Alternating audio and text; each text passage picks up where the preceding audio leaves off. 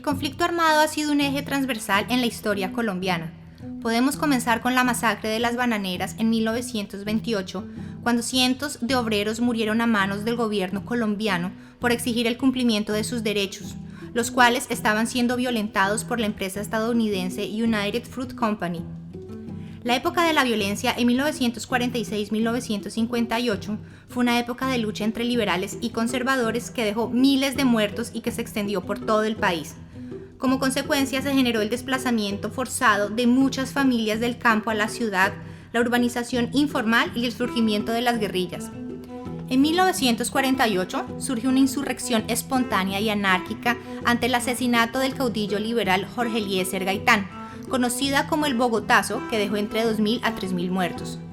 Posteriormente llega el surgimiento de las guerrillas de las FARC, el ELN, el EPL y el M-19. A inicios de los años 70, el narcotráfico llegó a su auge, con los carteles de la droga y con Pablo Escobar. Se generaron altísimas dosis de violencia dentro y fuera de Colombia. El narcotráfico filtró las esferas políticas y gubernamentales del país. Se comenzó a hablar de un narcogobierno, pues eran los narcotraficantes quienes financiaban campañas presidenciales. Nuevamente surgieron miles de víctimas mortales, nació el sicariato y se vivieron varios atentados terroristas. En 1994 surgen las Convivir, que después darían origen al paramilitarismo. Las Convivir eran cooperativas de vigilancia y seguridad privada para defensa agraria. Fue una respuesta oficial en el gobierno de César Gaviria para cuidar a ciertos sectores de la comunidad y luchar en contra de las guerrillas, haciendo uso de armas para apoyar a las Fuerzas Armadas colombianas. En 1997 surgen las Autodefensas Unidas de Colombia, AUC. Fueron organizaciones paramilitares, terroristas y narcotraficantes de extrema derecha anticomunista, bajo el liderazgo de Carlos Castaño, Vicente Castaño y Salvatore Mancuso. Fue uno de los grupos armados que más víctimas ha dejado en Colombia.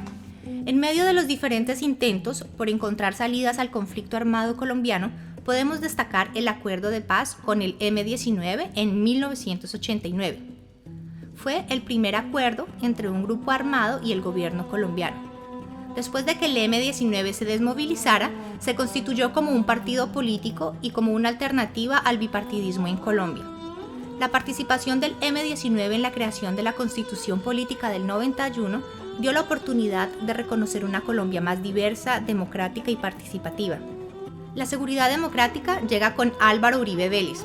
Fue una política de gobierno basada en el fortalecimiento de los órganos de seguridad nacional para lograr el control territorial del país frente a las amenazas de los grupos insurgentes. La cooperación militar de Estados Unidos fue fundamental para consolidar este plan de gobierno. Como resultado de su implementación, se generaron múltiples casos de violencia, muertes y desplazamiento forzado. Aquí se originan los falsos positivos. Podemos concluir que el conflicto armado colombiano se debe en gran parte a un problema en la distribución de la tierra, puesto que una minoría de ciudadanos son dueños de la mayoría de tierra productiva del país. En el año 2016 se firma el acuerdo de paz entre el gobierno y las FARC, con el objetivo de terminar el conflicto y de construir una paz estable y duradera. Este acuerdo fue producto de la negociación y conversación entre todos los sectores poblacionales, sociales y políticos del país.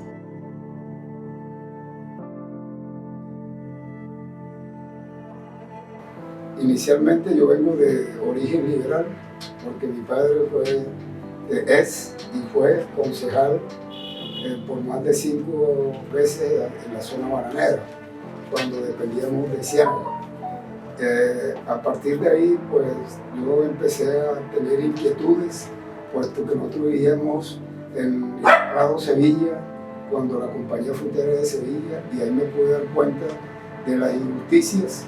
Yo creo que ese fue el preámbulo de mi participación política en el ámbito nacional en Santa Marta. Y nos presentamos a la Universidad Magdalena.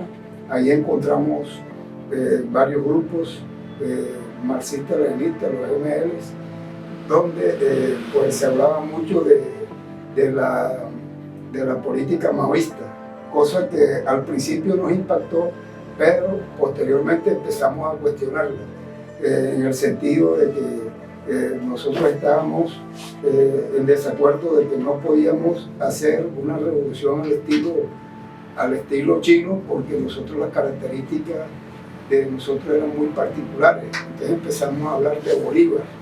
De ahí empezamos a leer filosofía, empezamos a indagar libros. Eso causó mucho furor y mucho impacto negativo en los marxistas-leninistas y nos expulsaron de ese movimiento, porque nosotros no estábamos de acuerdo en que si la dialéctica implica en que nosotros tenemos que ver la realidad donde nosotros estamos viviendo.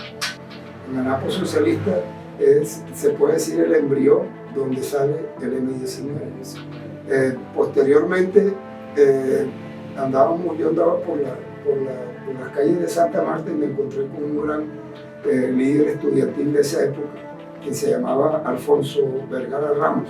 Lo veo en una camioneta lujosa cuando los MLs hablaban de los ML no podían vestir bien, ni tener carro, ni tener ropa, porque esa era burguesía.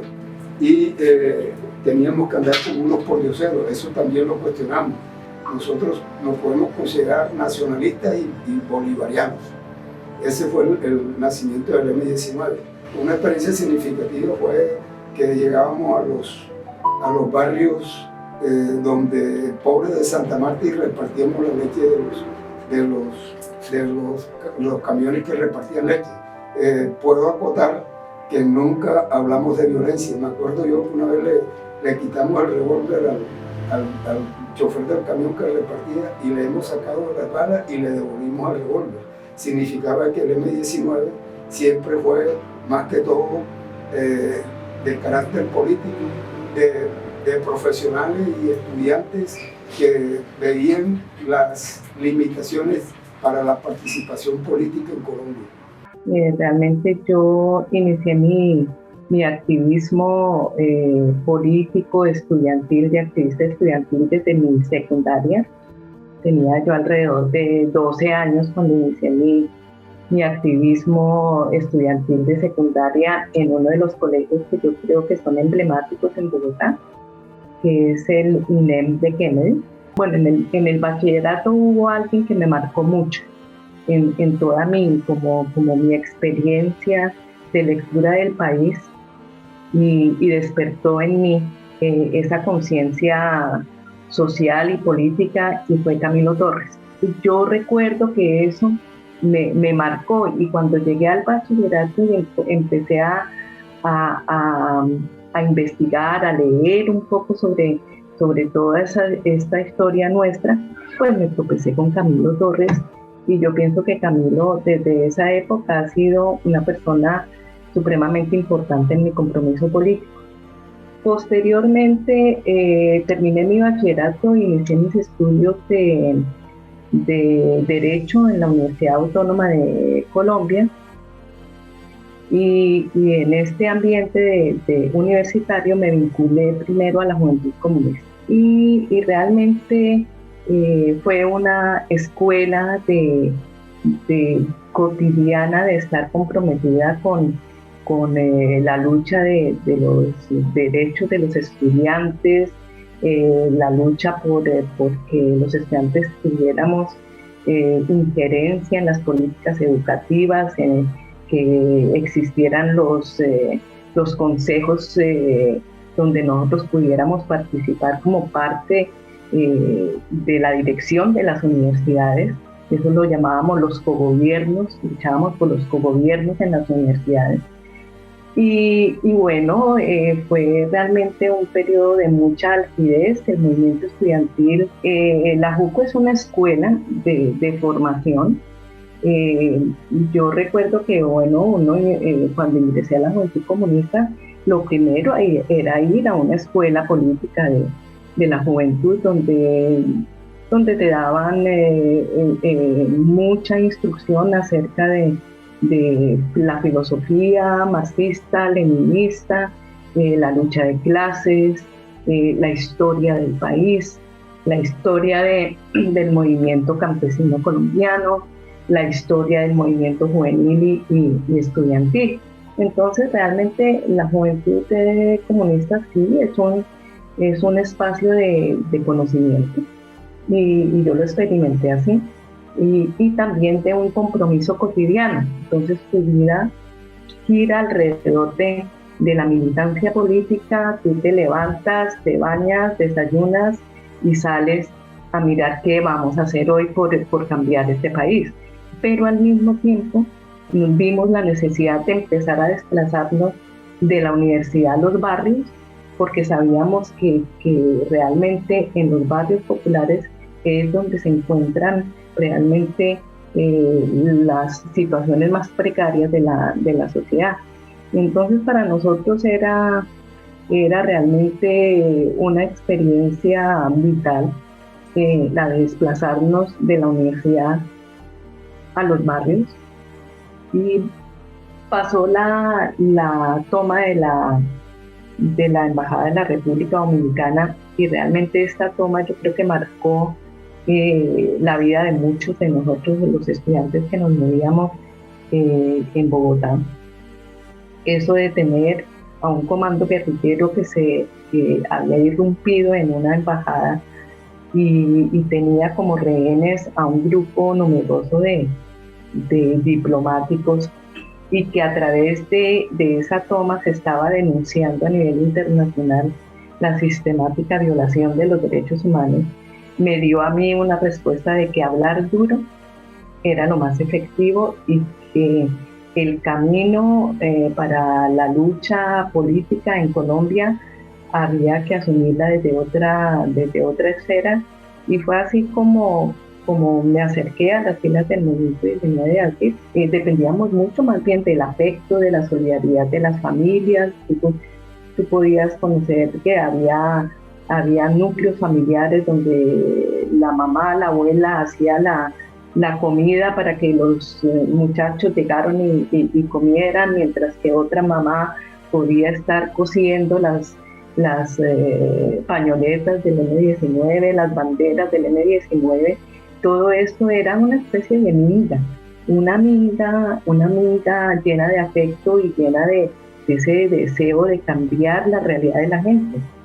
Y yo creo que eso a nosotros, más que tener un poder así grandísimo militarmente, sí nos dio el poder de la seguridad, fue el afecto que nosotros cultivábamos dentro de la gente, porque nosotros nos acercábamos a la gente y le dábamos a cada uno de ellos la posibilidad de ser el dirigente. No era que nosotros llegáramos y éramos los propios, éramos los dirigentes. Esa es una gran diferencia, que las jerarquías, a pesar de que éramos una organización político-militar, las jerarquías frente al trabajo con la gente no existían. Nosotros le entregábamos a la gente y hacíamos redescubrir en ellos que en cada uno de los colombianos hay un dirigente que es capaz de cambiar la realidad y transformar la realidad del país.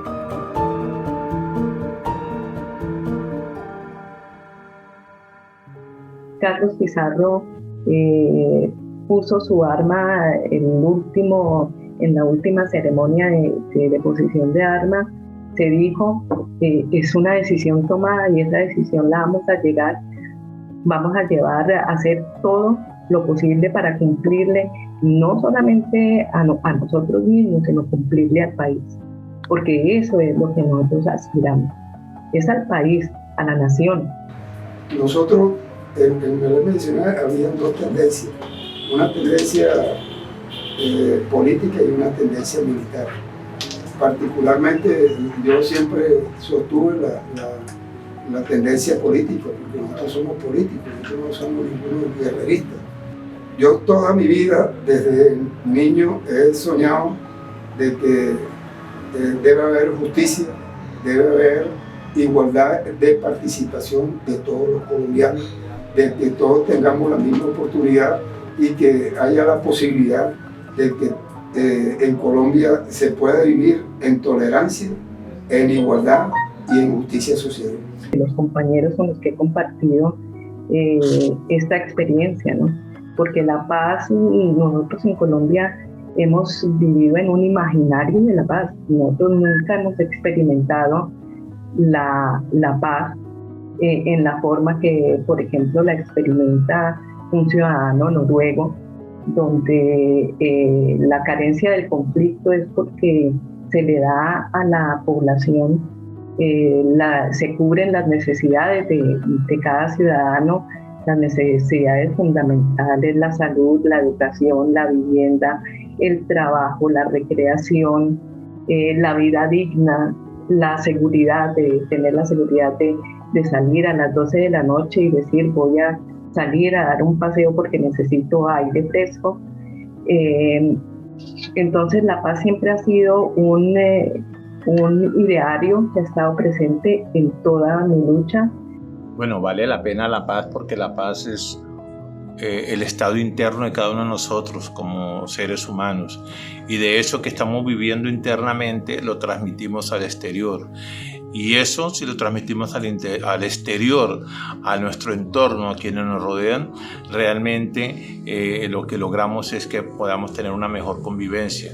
Tener una mejor convivencia nos permite a nosotros como seres humanos poder compartir lo mejor de nosotros, para que entre todos, colocando nuestro granito de arena, podamos lograr la paz. Así que la paz no es únicamente dejar las armas si estamos armados, es desarmar el corazón, es desarmar el pensamiento para poner a prueba realmente los buenos sentimientos que tenemos como seres humanos para lograr entre todos, lograr esa paz que el mundo necesita. Tierra mestiza, mi Colombia, mi Colombia, tierra hermosa, llena de mares, llena de montañas, de pájaros. La paz es entender y comprender que como individuo tengo derechos y deberes, y estos no pueden sobrepasar a los otros seres que me rodean, que tengo libertades, pero que ellas no pueden vulnerar la vida, la integridad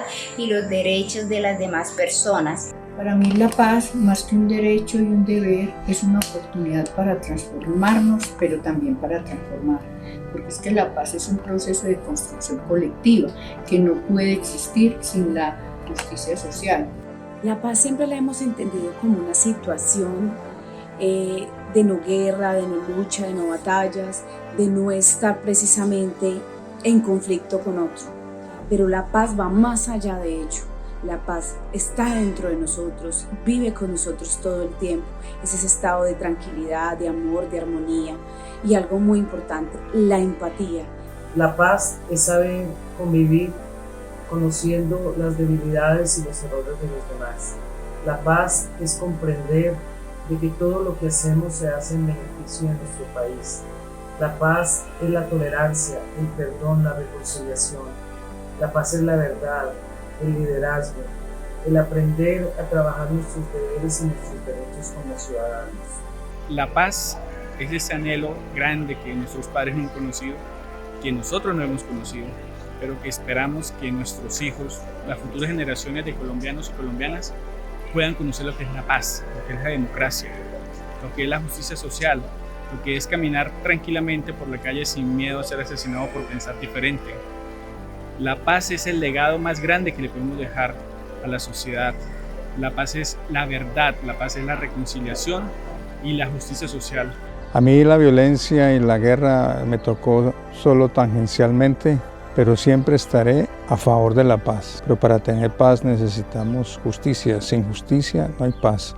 Sin redistribución de la riqueza no hay paz. Sin un ingreso digno para todos no hay paz. La paz para mí va más allá de la ausencia de la violencia. Es un estado de conciencia que trae el equilibrio, que trae la armonía, que trae la tranquilidad. Para que exista paz es necesario la libertad, es necesario el respeto.